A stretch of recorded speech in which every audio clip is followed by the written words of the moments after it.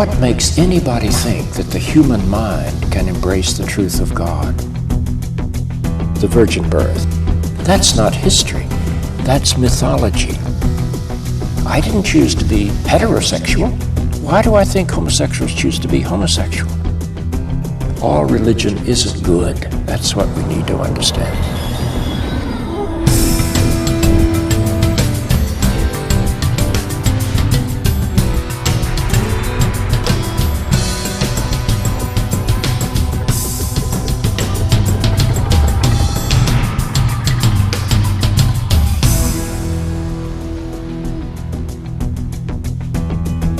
John Shelby Spong grew up in North Carolina.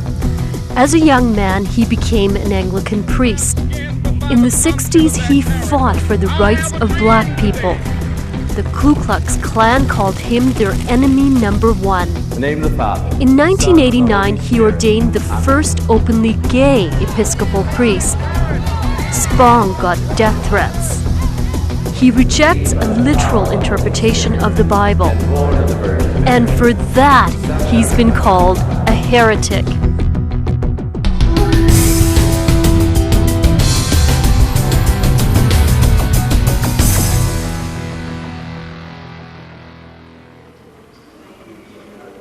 John Shelby Spong, thanks so much for taking the time to come and meet with me today. We're in this Anglican church, an appropriate place for us to talk about your very controversial ideas about Anglicanism and about Christianity as a whole. You've called the Christian Bible anti-Semitic, racist, sexist, homophobic, yet it is still a central part of your life. Yes. Why? Well, I don't know that I've called the Bible all those things, but I've certainly said those things are in the Bible. And if you look at Christian history, you'll find that people acting out of what they felt was the mandate of the Bible persecuted Jews and killed homosexuals and denigrated women and abused children and did all sorts of things. And I think we need to be honest about facing that. You talk a lot about truth and standing up for truth despite what other people have to say.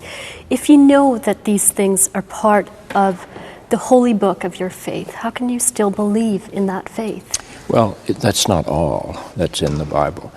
The great thing about the Bible is if you understand it as the folk story of people walking through history trying to make sense out of their life and their God, then you know it's going to have different phases. In the early part of the book of the Old Testament, for example, God clearly is a tribal God. Mm-hmm. God chooses Israel to be God's people. God hates everybody that Israel hates. God sends plagues upon the Egyptians. God orders the murder of the firstborn in every Egyptian household at the time of the Passover. God drowns the Egyptian army in the Red Sea, and God rejoices on the other side of the Red Sea that all these Egyptians are dead. That's a pretty tough view of God if you happen to be an Egyptian. But see, it isn't written as an Egyptian tribal story, it's a Jewish tribal story. Now, if it stayed there, it would be worth abandoning, but it doesn't stay there. The Jewish people produced in the 8th century before the birth of Jesus the most incredible group of people that they call prophets. And they began to push the boundaries of this tribal God so that people saw this God as having the nature of love, saw this God as binding together worship and justice so that they could never be separated, suggesting that it wasn't proper worship that mattered, but it was proper living. And finally, in the last book of the Old Testament, the tribal boundaries are escaped completely because the book of Malachi says you've got to realize that God is a God of all the nations, not just the God of the Jews. From the rising of the sun to its setting, God's name is to be great among the Gentiles. That opens the door for a new experience to come through. And when you get to the Jesus story in the New Testament, you have him saying, no, you've really got to love your enemies. I want to talk a little bit about the Jesus story because you reject the literalism of parts of that story, the virgin births, the miracle stories, Jesus as the Son of God, the resurrection, the cross. You've called all of this nonsense. No, wait before you begin to say that, because that's misleading. First of all, let's take just one of those, the virgin birth. It doesn't enter the Christian tradition until the 9th decade. It is not original. You'll not find any version of the virgin birth in the writings of Paul or in the first gospel. It enters in the second and third gospel. It disappears in the fourth gospel. It's not part of the essential Christian story. It's a part of the first century. But you know what? A lot of people would have trouble with you saying that. Well, I think they're wrong. And I don't know of a biblical theologian in the world today, Catholic or Protestant, who treats the birth narratives as biology or literal history. That's been taught in theological seminaries for the last 50 to 100 years. I think it's time we stop protecting people for fear that they're going to be upset. If truth upsets people, then some's got to give. You either hide from truth or you change. The birth stories say that stars can move through the sky so slowly that wise men can keep up with them. Do people really believe that? The birth stories say that angels sing to hillside shepherds, presumably in Aramaic, because that's all those shepherds would have understood. They even say that the fetus of John the Baptist in the womb of Elizabeth leaps to salute the fetus of Jesus in the womb of Mary. That's not history. That's mythology. That's people trying to make sense out of the adult Jesus and trying to do it in a mythological way. And what we've done is to literalize their mythology. But is God also not mythology? I would say that every human definition of God is mythology, because I don't think human beings can define God any more than horses can define what it means to be human. A horse can't possibly enter into the human experience and describe what it means to be human. And human beings cannot really enter into the God experience and describe what it is to be God. And yet we continue to do that, and then we make these doctrines and dogmas of God, and then if you don't agree, we burn you at the stake. That's a very strange idea to be perpetrating. I think human beings can experience the divine. I don't think they can define the divine.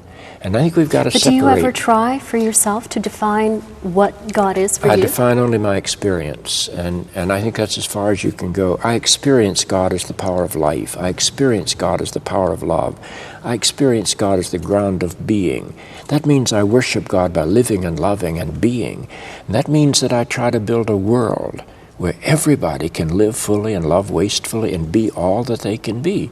That's why prejudices have to be destroyed in this world, because you cannot worship God and diminish a human being on the basis of the fact that their skin is brown or yellow or whatever, or that they're male or female, or that they're gay or straight, or that they are Buddhist or Muslim. You cannot do that and still be serving the God who is the God of life and love and being. And that's the God I meet in Jesus of Nazareth.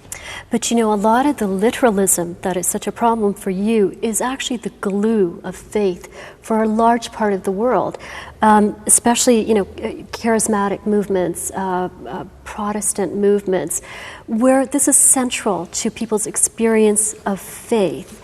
By stripping Christianity of some of that, aren't your ideas out of step with what a large part of the world, the Christian world, experiences? That's sort of like arguing that Christianity or religion is the opiate of the people, and we've got to keep them settled and satisfied and with their illusions. No, I don't think that's the way you help people grow. I think God is real. I don't believe anybody's description of God is real. And that's a distinction I think people need to make.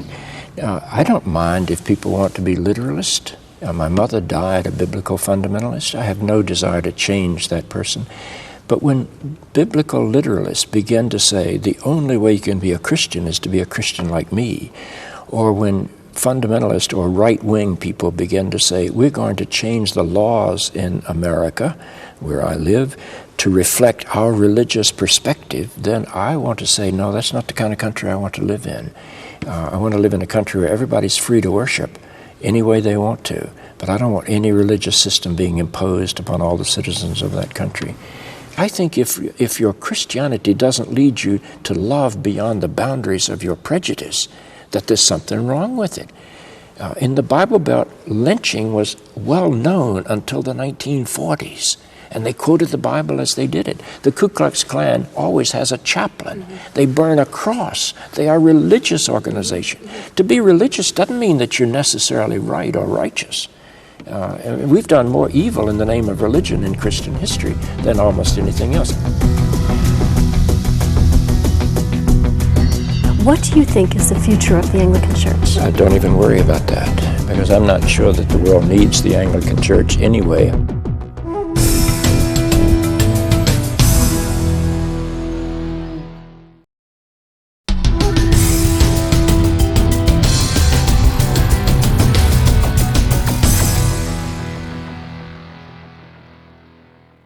Homosexuality is just one of the issues that is hotly debated in the Anglican Church.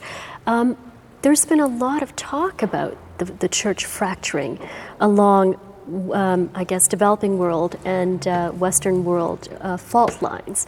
What do you think is the future of the Anglican Church? Don't even worry about that, because I'm not sure that the world needs the Anglican Church anyway. I think the world needs a faithful church. And if the only way we can save the church is to be unified in homophobia or racism or sexism, I'd rather not be unified. But let me tell you again, history gives us some lessons. When the church began to engage the issue of slavery and later the issue of segregation, there was great talk about the church is going to split between the North and the South in my country. We did split in the Civil War into two different countries and fought a war. But you don't stop working against injustice because you're fearful of the consequences. I don't understand that mentality. If slavery is wrong, then you end it. You don't end it gradually. You end it because it's wrong.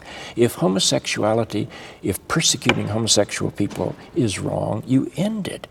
Homosexual people are people born with a sexual orientation different from the majority. That's all they are. You don't punish people for what they are. People can't get past this issue, especially in the developing world. Well, they will. Regardless of what Let me tell you just some facts. There are as many homosexual people in the developing world as there are anywhere else. They're deeply repressed and deeply fearful. I've had African bishops say to me that there is no homosexuality in Africa, that it's an English disease. I thought that was interesting. But I think it is a fact that a large portion of Anglicans and Christians of all kinds in many parts of the world have a huge problem with this issue. Yet you've said that the battle over sexuality in the Anglican Church has largely been won. That's correct. Why do you believe that? Well, because, first of all, once you begin to debate a prejudice, it's dying. 100 years ago, we weren't debating homosexuality. Now it's debated everywhere. Why? Because the old definition isn't holding. We're not debating murder. Everybody thinks murder is evil. But we're debating our old definition of homosexuality, and it's high time. We've persecuted people that are different. And that's because the church didn't know anything about homosexuality. But let me tell you this. The Pope owned slaves in Christian history. Mm-hmm. And there was a time when Christians thought slavery was illegitimate. And when people began to end slavery, there was great consternation and great debate. Do you stop ending slavery because you don't want to upset people? No, you don't. You don't say, well, I'm so upset about how you're upset and I want to keep the church unified that we'll let slaveholders continue to own slaves. We're exactly in that position about gay and lesbian people, and I'm enormously proud of my church because it's walking through that transition and walking beautifully. I want to shift gears a slight bit here because there are some things that you don't speak about as publicly as you have so eloquently spoken about all this other stuff. Your first wife died of cancer. You went through a long and period of intense grief and loneliness. How did you get through that as a religious person? Well, I got through it, one, because I have faith, and two, because I had a support community of wonderful friends. And ultimately, I got through it because I fell in love 18 months later and married my second wife. That doesn't mean that your first wife disappears. She's always there. I visit her grave whenever I have an opportunity. And she's a very important part of my life and will always be. She's the mother of my children. She's the grandmother of my grandchildren. But life moves on. The reason the Roman Catholic Church can't get its head around the women's issues is that none of its priests have daughters.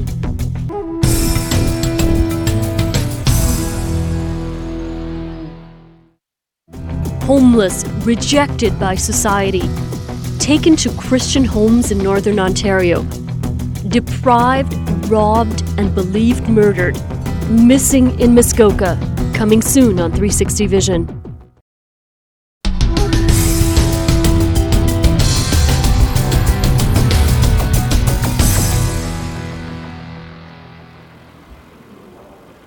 Did you ever have a moment in your life where you had some realization that was kind of the first step towards a bigger understanding of the world? And if you had such a moment, what would that moment be for absolutely. you?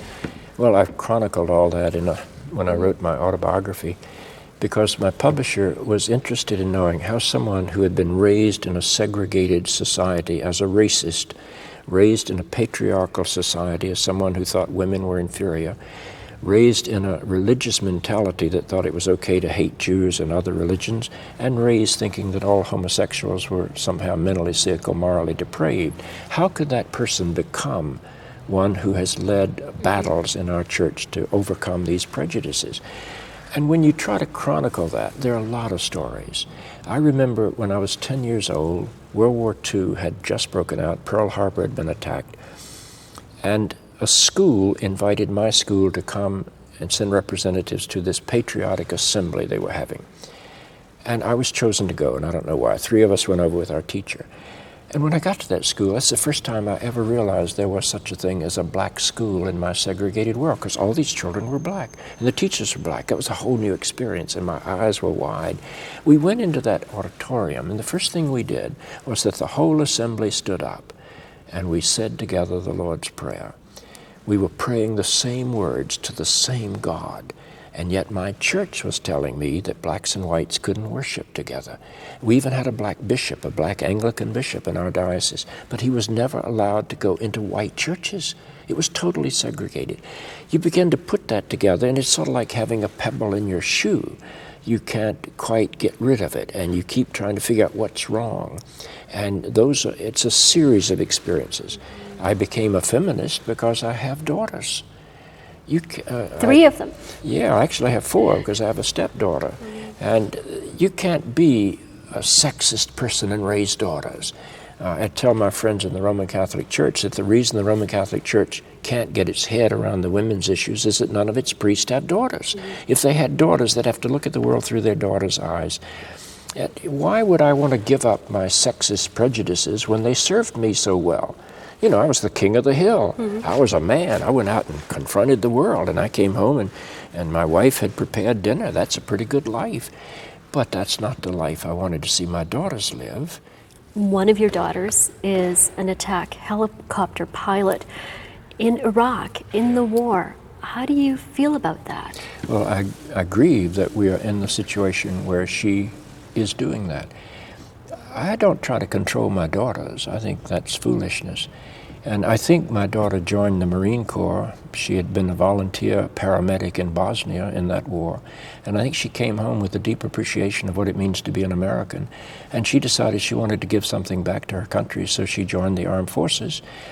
And I think she conceived of that as a peacekeeping army or Marine Corps. But it's clearly not a peacekeeping army. Well, but once you've signed your contract, then you are in the Corps, and she is a well-trained Marine and a helicopter pilot.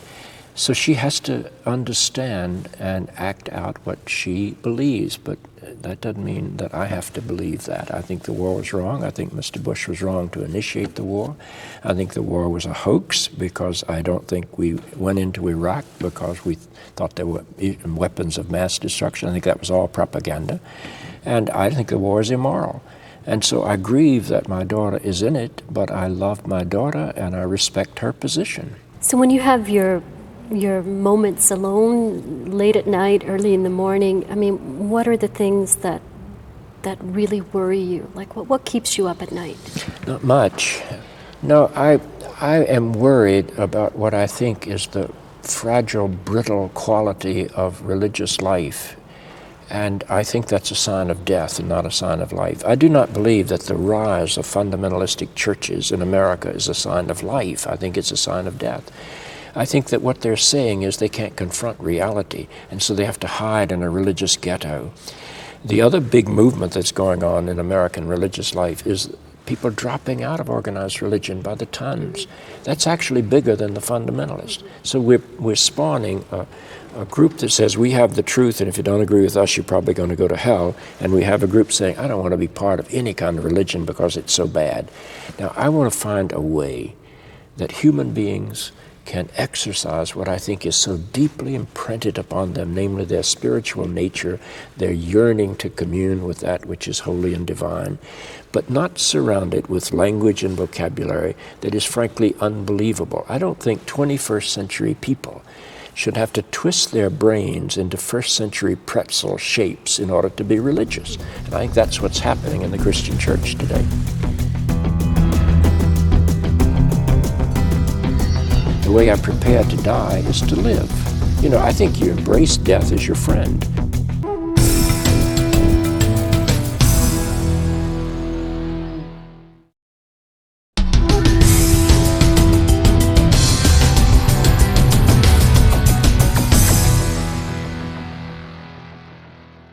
John Shelby Spong, when you die, what do you think will happen to you?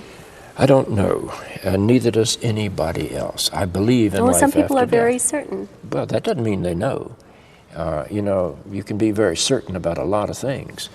I believe in life after death, but I don't have any images of what it's going to be. I don't like the ones I see. I don't see reward and punishment. I don't think getting rewarded with heaven or getting punished with hell is anything more than a sign of our immaturity. And it also makes you quite self-centered. If the only reason I lead a good life is so that I'll get a reward or avoid punishment, I'm still radically self-centered. I'm doing it for my sake. I think that there's life beyond the boundaries of my humanity because God is beyond the boundaries of my humanity. But I find it very interesting that you believe in life after death, because for a lot of people that's also part of the mythology of religion. Well, it might be, but I can't answer for other people. I can only tell you that God for me is infinitely real, and that God is eternal, and that I have a living relationship with this God, and therefore I participate in what I believe is God's eternity. And I don't want to draw pictures more than that. The way I prepare to die is to live. I think you embrace death as your friend. I want every day to plumb the depths of life and to scale the heights of life and to enter deeply into life so that if tomorrow I die, no one can say I wasn't fully alive today. How do you think God will judge you? That's God's business. That's not my business. And I don't want to get into trying to pretend that I know what God is going to do. I live my life as faithfully as I can. I love my life in the church. I loved every part of my life in the church. And my church honored me with every position you can honor somebody. But my church has never been a fundamentalistic or literalistic church. It's always encouraged education and challenge. And we've always had challenging bishops. I can list them. They wouldn't mean much to your listeners, but I know who stood where I stand in every generation. And ultimately, my church honors them about a generation after they've died.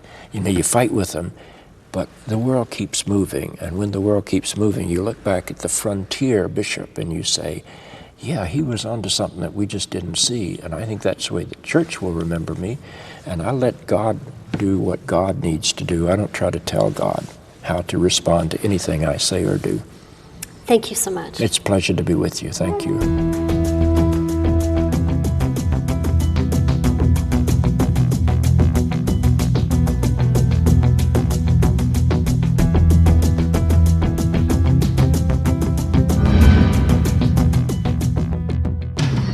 Next week, India's missing girls. In a culture that prizes its boys, female fetuses are aborted in the millions. Canada's South Asian population is outraged.